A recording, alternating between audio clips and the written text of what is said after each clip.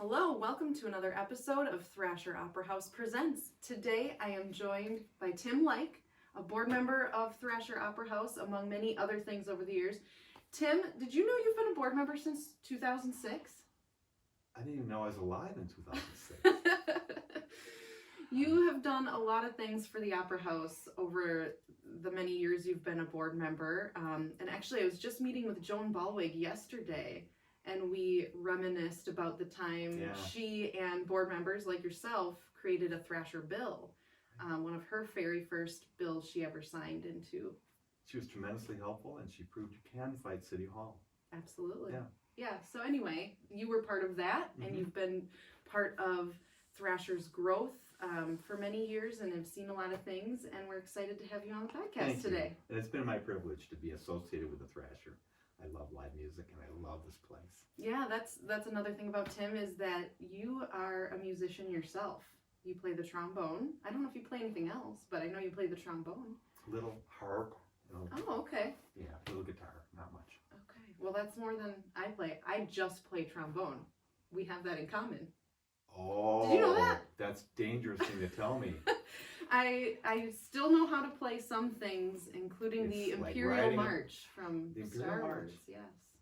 Perfect. It's like riding a bike. We'll talk later. Yeah. Well, anyway, we're here today to talk about a memory that I have from a show that you were at, and a band that we have coming back, Session Americana. And so I thought you would be the perfect person to tell our audience about your experience at that show. Sure. And so I guess I'm going to lead into it by saying the last time we had Session Americana, we paired it with Robbie's retirement. Robbie Irvin, who's been on the show here, it was the executive director for many years. And when he retired, it was his last show. And so like a lot of people came out, maybe more for Robbie than for the band. And I remember you saying maybe that was why you were there, but I'll let you finish the story there. That's why I was there. Our daughter Laura was visiting from Boston, and we wanted to take her to a concert at the Thrasher. And we thought, well, who's playing? It's Session Americana, this band we've never heard of. And looked them up on YouTube, and it's okay.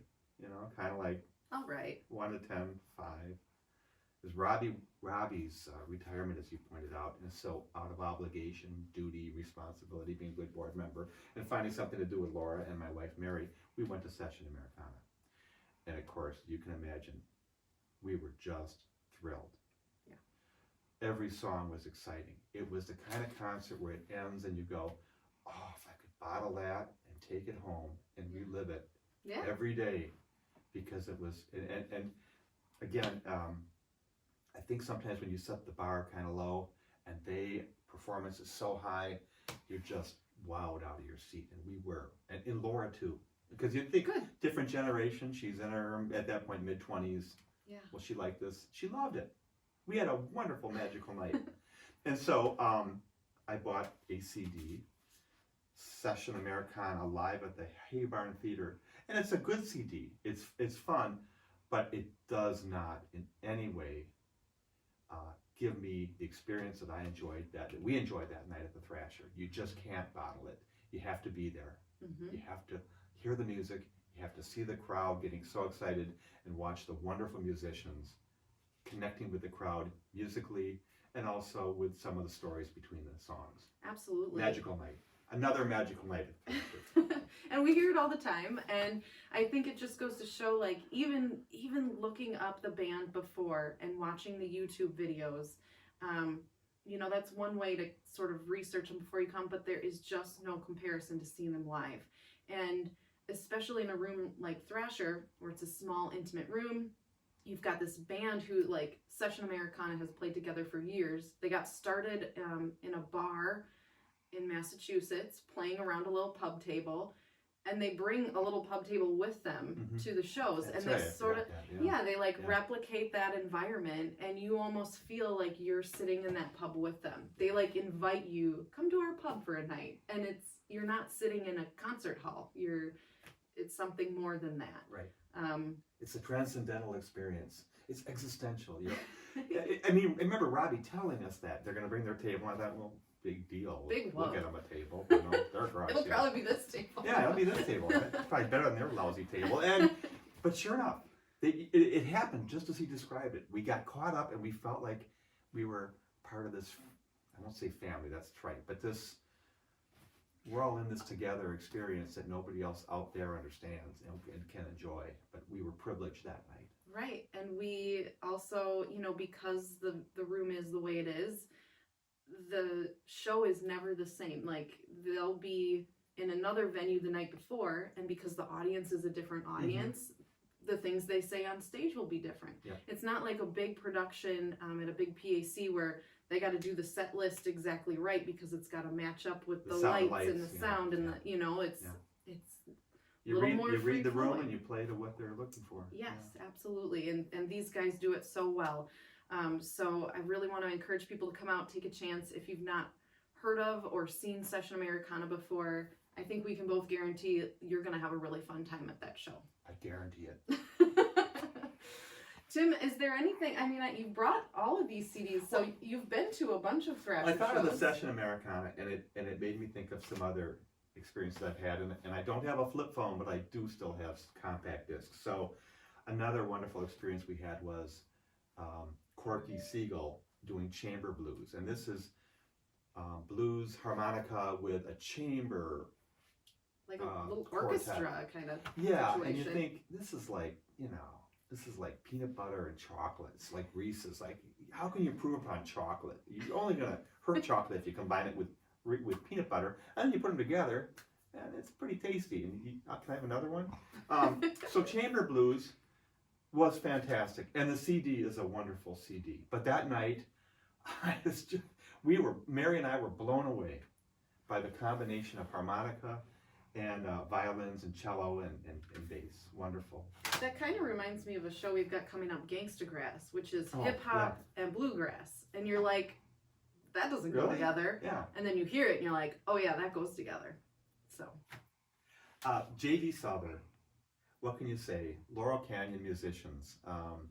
He was there in the thick of Joni Mitchell and Linda Ronstadt and Graham Parsons and Mama Cass and Crosby, Stills and Nash, and he was writing Eagles songs like Heartache Tonight and Best of My Love, and I got this from the Thrasher, the score for New Kid in Town, My Very Best of My Love, My Very Best to You, J.D. Souther. But anyway, a wonderful CD, but a wonderful concert, and he did some of the Eagles songs he co-wrote, and he did them. I have recordings of him doing them, not at the Thrasher, but where I think no, wouldn't do that.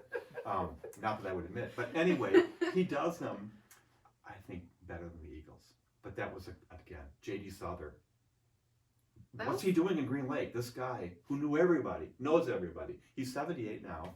You know, Jackson Brown and James Taylor. I mean, go on, and everybody talks about J.D. Souther. But here he was in Green Lake. He had a great time. Night. And he talked about going out on the lake when it was frozen because he was here in February, and how eerie it was because they like cracks and makes noise. And what I learned from J.D. Souther is that I like the same tequila that he drinks because he left some in the green room, and I was like, oh, that smells good. So I tasted it, and now it's my favorite tequila. Thank you, J.D. Souther. That's a better story than mine. I don't know. Don't do that anymore. Oh, here's another one. May I do another one? Yeah, please. Jake Shimabukuro. Oh, that was good. You convinced me. I think you got to see this guy. But I told Mary, listen, it's a great, not ukulele show. Hour and a half of ukulele with Jake Shimabukuro. And she said, really? An hour and a half of that? I mean, that's like, a little banjo music is really cool, but an hour and a half of that. And then we went on YouTube and we watched him do Bohemian Rhapsody, and she was sold. Like, okay, well that'll work. Anyway, he has performed now with Jimmy Buffett and Vince Gill, Amy Grant, Asleep at the Wheel, Bette Midler, Ziggy Marley, and a wonderful CD that he autographed for us. But and a wonderful that night. was a great night. And again, you think, oh, if I could have run a tape, if I could have somehow captured that night, and even probably a tape would do it, because you got to be there. You're right. You're right. Yeah. But again, it's cliche to say the magic of the Thrasher, but it's I will take people through Green Lake who've never been here, and I'll point and I'll say, that's where the magic happens. And I point to this building because that's where transformative experiences occur, where you just come out saying, wow, my life is richer for having spent 2 hours here at the Thrasher. And you don't always have to know their names going into it. That's the point. The arts and live music are just good for our souls.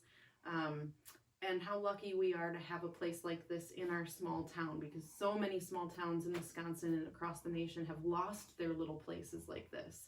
And we don't take it for granted for 1 second, do we? But you have to get here early for a good seat, right?